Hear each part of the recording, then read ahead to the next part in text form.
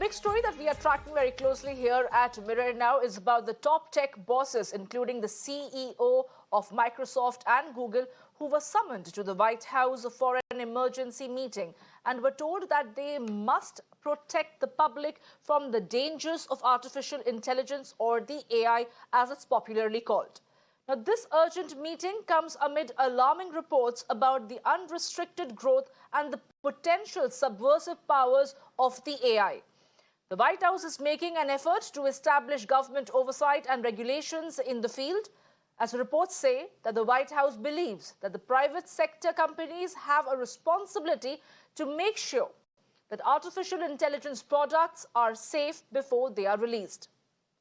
US Vice President Kamala Harris said in a statement following the meeting that the new technology could pose a possible risk to safety, privacy, and also civil rights, although it may have the potential to improve our lives.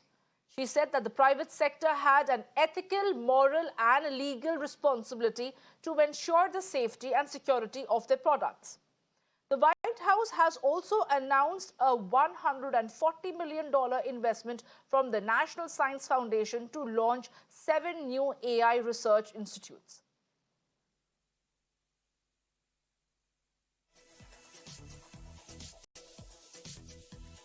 Earlier this week, the godfather of the artificial intelligence, Geoffrey Hinton, quit his job at Google, saying he now regretted his work. In fact, he has said that humanity's survival is threatened when smart things can outsmart us, unquote.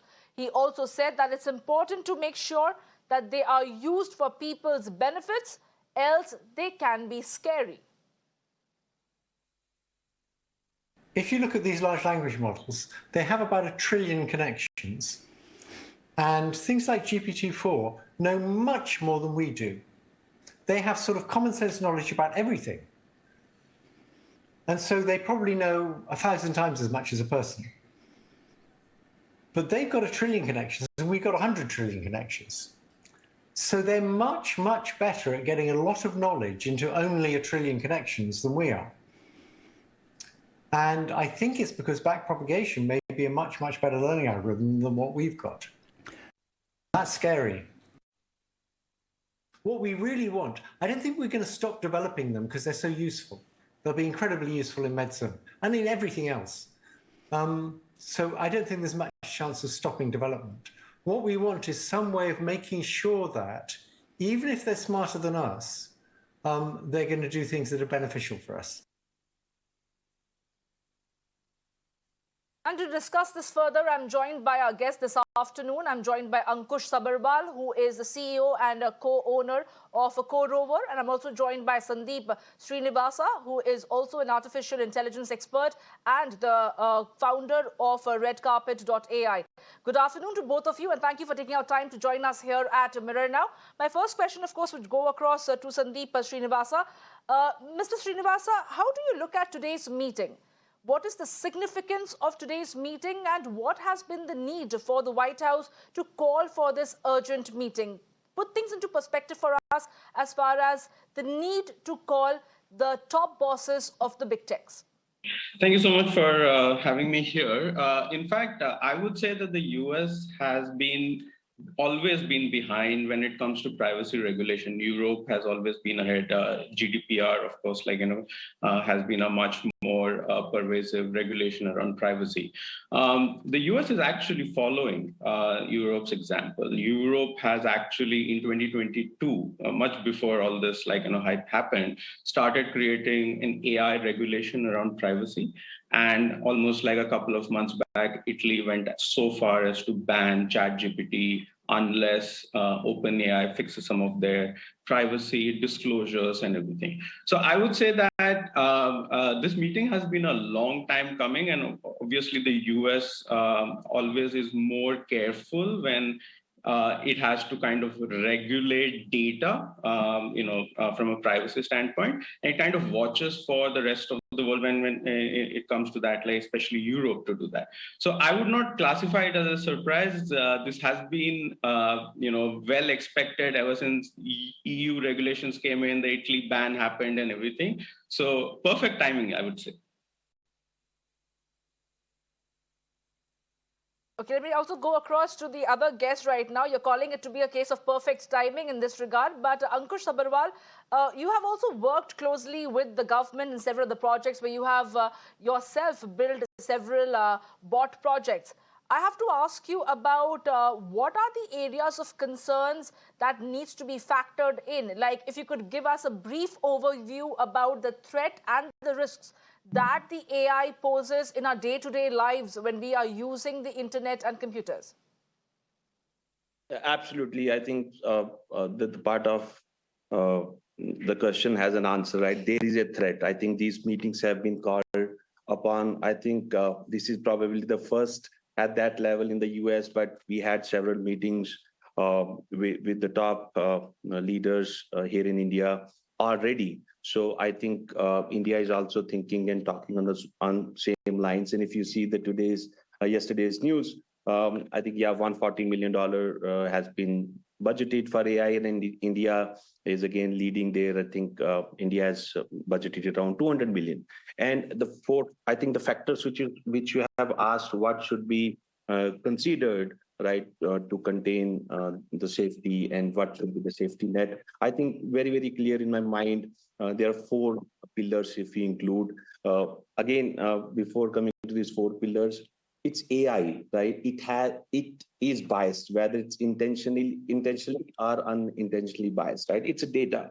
Right? Sometimes it happens in our mind, hey, I think I should do that, but sometimes I'm not able to prove and articulate and give the logic why I want to do that, because there's a lot of learnings are there already in my mind, right? People call it a subconscious mind, right? So now it's data, right? I want to do something. I take decisions based on the data which I already have, and it might be biased as well. And the same goes well with AI systems. And now, since it can go biased, so it's very important as one of the pillars to let users know from where the data has come, right? How the data is trained and how these algorithms are working, so that even if there is a bias, users should know what kind of biasness can be there in the output of AI systems. So the first pillar is the explainability, right, from where the data has come and how it's being trained and how algorithms are working around the data. The second is the good purpose to use, right? The purpose of any AI system should be good.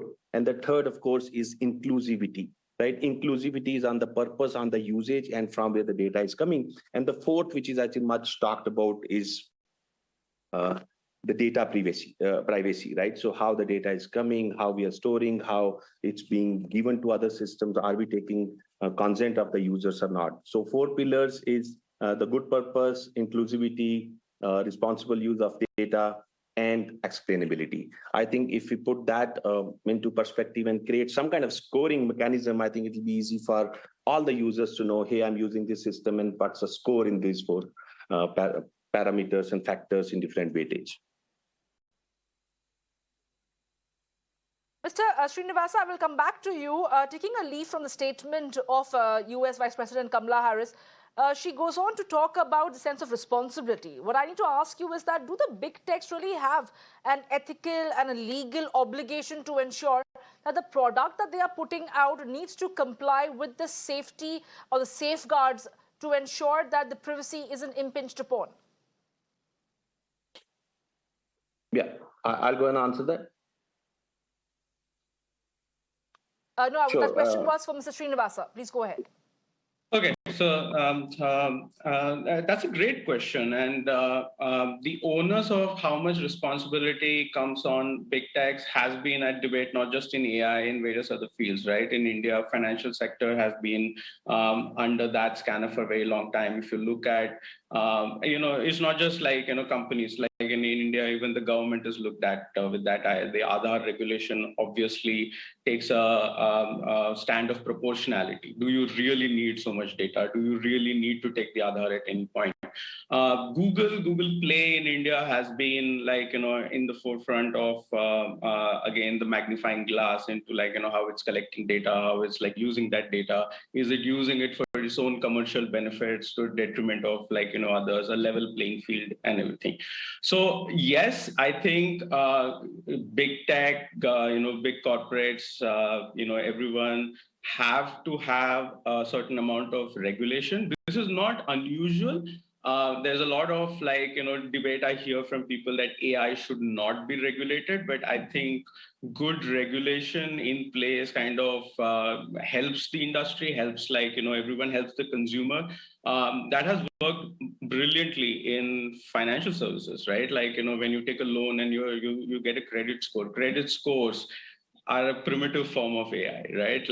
And they're very, very highly regulated by the government, and that helps, in solving a lot of things that Mr. Rakesh also kind of touched upon, right? Bias, right? Are you denying loans to women? Are you denying loans to certain sectors of the community and everything?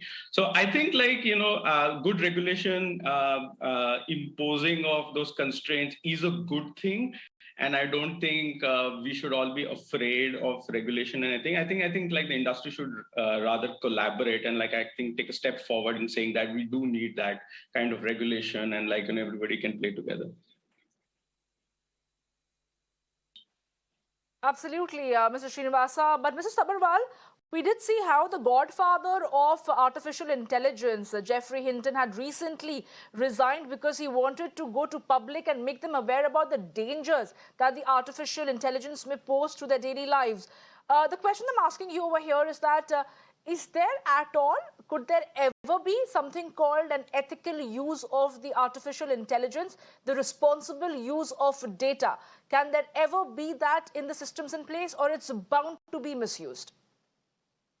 No, of course not. So I think, see, all these regulations, governance, and responsibility, integrity, it's all there because there are chances to go down. But yes, I think now, I think we are a civilized society, and also we have laws. Of course, I have no doubt we will not be able to make our systems ethical. As I was saying, there are few areas which we might not be able to remove biasness.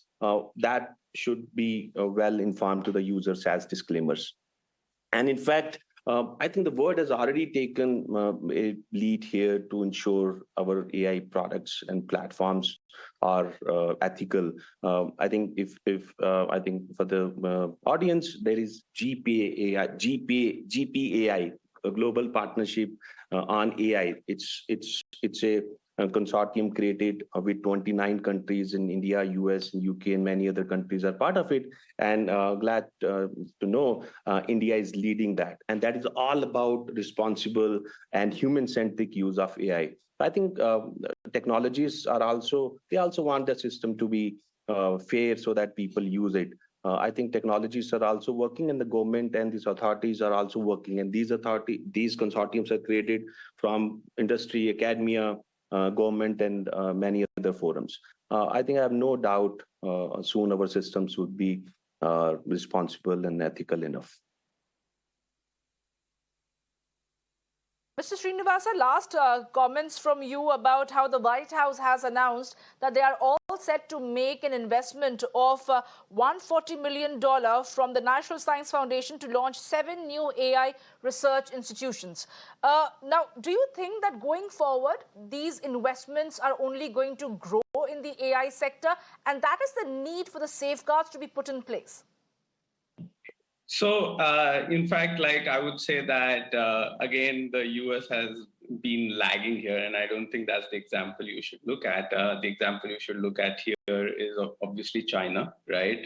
China has been quite, I would say, scarily ahead when it comes to government investments in AI. In fact, a lot of private companies who work in AI in China have government investments through their sovereign funds and through multiple government arms of funds. So I would say that $140 million is a drop in the bucket. They're already well behind, I think, where China is.